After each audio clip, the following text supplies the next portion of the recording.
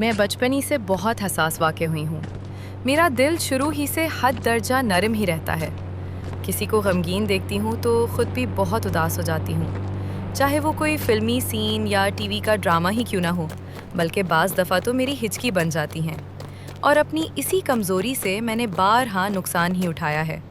मुझे अच्छी तरह से याद है कि जब मैं 5वीं क्लास की तालिबे इल्म थी तो हमारे घर एक बहुत ही लाग़रौर ज़ईफ़ से बाबा जी आते थे।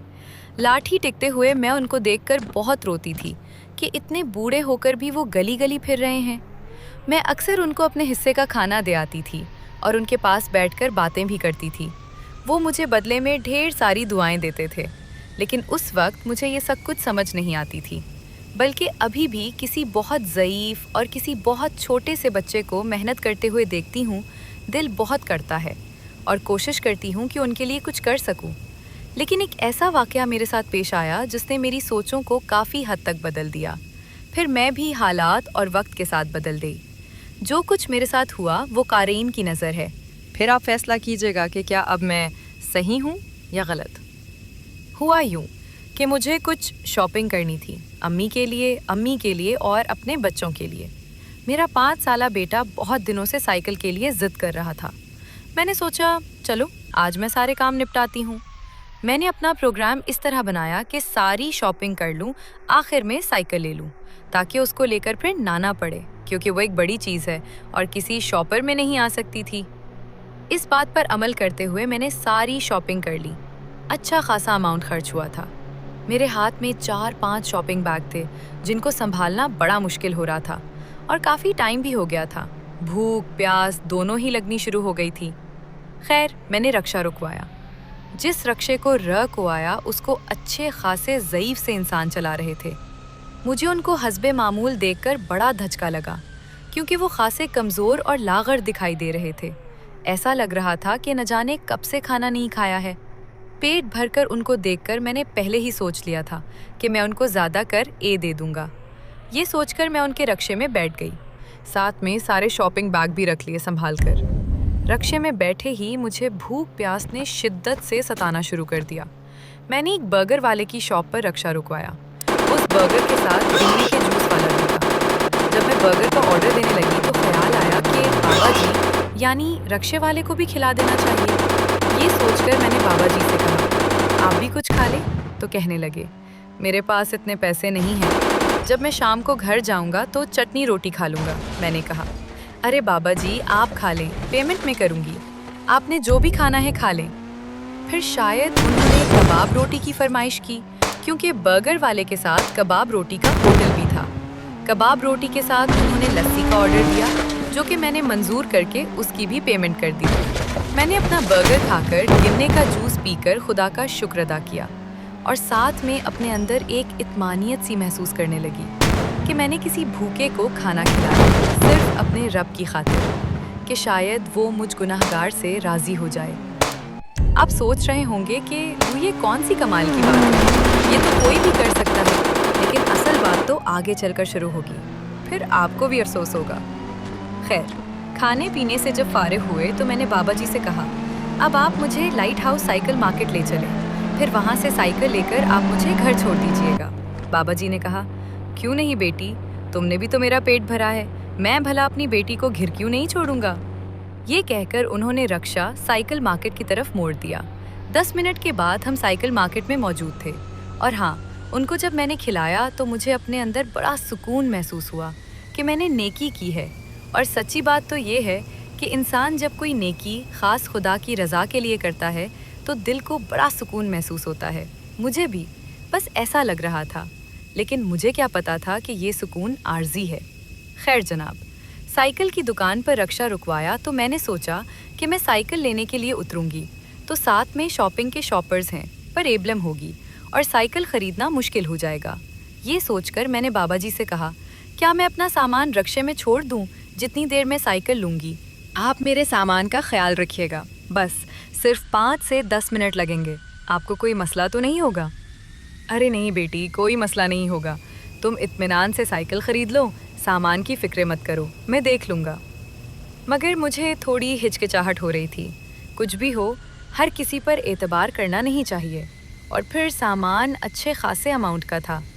بابا جی نے جب یہ دیکھا کہ میں تھوڑی پریشان ہو رہی ہوں اور سامان چھوڑ کر جانا نہیں چاہ رہی تو وہ بولے، ارے بیٹی، تم نے ایک بھوکے انسان کو کھانا کھلایا، پانی پلایا، کیا وہ تمہارے ساتھ کوئی فراڈ کر سکتا ہے؟ میں اس عمر میں ایسا کوئی غلط کام کر کے خدا کو ناراض نہیں کر سکتا۔ جاؤ بیٹی، سائیکل خرید لو اور سامان کی طرف سے بے فکر ہو جاؤ۔ بابا جی کے اس طرح کہنے پر میں نے سوچا کہ شاید وہ صحیح کہہ رہے ہیں، اور یہی میری سب سے بڑی بھول تھی، یا میری سادگی تھی کہ میں نے ان پر بھروسہ کر لیا۔ سوائے پرس کے، میں نے باقی سارا سامان رکشے میں چھوڑا اور سائیکل لینے اندر شاپ پر چلی گئی۔ البتہ ذہن نشین کر لیا کہ رکشا کہاں پر کھڑا ہے تاکہ واپسی میں کوئی مسئلہ نہ ہو۔ خیر، میں نے 10 منٹ کے اندر اندر سائیکل خریدی اور بہت خوش تھی کہ اپنے پیارے سے بیٹے کی خواہش پوری کر دی۔ زیادہ بڑی سائیکل نہیں تھی، خود ہی ہاتھ میں پکڑ کر دکان سے باہر آئی اور تھوڑا سا چل کر جب نظریں دوڑائیں تو رکشا نظر نہ آیا۔ میں نے سوچا کہ شاید میں جگہ بھول گئی ہوں گی۔ پھر میں نے چاروں جانب نظروں کو دوڑایا، لیکن مجھے میرا مطلوبہ رکشا نظر نہ آیا۔ میں تھوڑا اور آگے کی طرف بڑھی اور رکشے کو ڈھونڈنا شروع کیا۔ رکشے تو وہاں بہت سارے تھے، لیکن میرا والا رکشا تو نظر ہی نہیں آ رہا تھا۔ میں نے دوبارہ اس علاقے کو اچھی طرح سے دیکھا، لیکن وہ موصوف وہاں سے غائب ہو چکے تھے۔ 5-6 دفعہ میں نے ڈھونڈا، آس پاس کے لوگوں سے پوچھا، دکان والوں سے بھی رابطہ کیا، لیکن وہ بابا جی رکشے سمیت غائب ہو چکے تھے۔ اور پھر ہر کوئی وہاں پر اتنا مصروف تھا کہ کسی نے کوئی خاص توجہ ہی نہ دی۔ میرا دل اس وقت ایسا دھڑک رہا تھا جیسے کہ باہر ہی نکل آئے گا۔ مجھے یقین ہی نہیں آ رہا تھا کہ ایسا بھی ہو سکتا ہے۔ کیا اتنی جلدی کسی کی نیت خراب ہو سکتی ہے؟ کیا کوئی بھی ارادے اتنے ڈرامائی انداز میں بدلے سکتا ہے، وہ بھی ایک بوڑھا اور کمزور سالہ غر شخص؟ کیا دھوکہ دیا! اس شخص نے میری آنکھیں آنسوؤں سے بھر گئیں۔ ایک ہاتھ میں میرا پرس اور دوسرے میں سائیکل پکڑے میں اس وقت حیرت زدہ کھڑی ہوئی تھی۔ میں پھر بھی وہاں پر تقریباً 1 گھنٹے تک رہی اور بار بار ادھر ادھر دوڑتی رہی کہ شاید وہ کہیں سے نمودار ہو جائے۔ یہ دیکھ کر کچھ لوگ میری طرف آئے اور کہا، محترمہ، غلطی آپ کی ہے، آپ نے اپنا سامان اس طرح سے کیوں چھوڑا، کیوں اتنا اعتبار کیا؟ کیا آپ کو پتہ نہیں ہے یہ دنیا دھوکے بازوں سے بھری پڑی ہے؟ مال و دولت دیکھ کر تو اپنے بھی آنکھیں پھیر لیتے ہیں۔ وہ تو پھر ایک غیر شخص تھا۔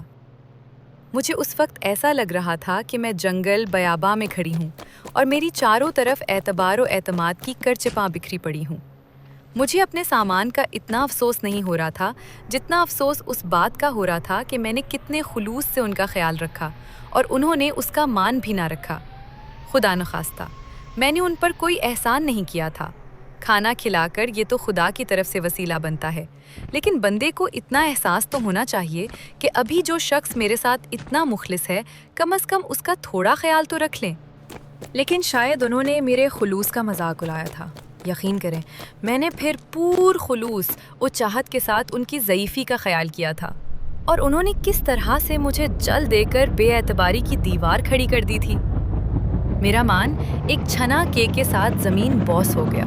میرے قدم ایک دم سے بہت بھاری ہو گئے، دل ڈوب سا گیا۔ ڈھیلے ہاتھ پیروں کے ساتھ دوسرا رکشا رکوایا اور بہت ہی روحان سے انداز کے ساتھ رکشے میں سوار ہو گئی۔ چہرہ بالکل زرد سا ہو گیا، سوچ سوچ کر دماغ شل سا ہو گیا۔ جب رکشے والے نے بار بار پوچھا کہاں جانا ہے تو میں نے غائب دماغی کے ساتھ اپنے علاقے کا پتہ بتایا اور رکشے سے ٹیک لگا کر بیٹھ گئی۔ بار بار آنکھوں سے آنسو گرتے رہے۔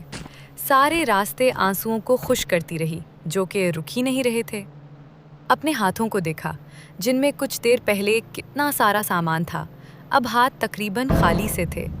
کتنے ارمان سے میں نے اپنے بچوں کی شاپنگ کی تھی، کیونکہ میں بازار بہت کم جاتی ہوں اور جب جاتی تو کافی شاپنگ کر لیتی ہوں۔ میرا بازار جانا بہت کم ہوتا ہے، لیکن اب تو لگ رہا تھا شاید اب کبھی نہ جا سکوں، کیونکہ میرے ساتھ یہ پہلی بار ہوا تھا، اس لیے صبر ذرا مشکل ہی سے آ رہا تھا۔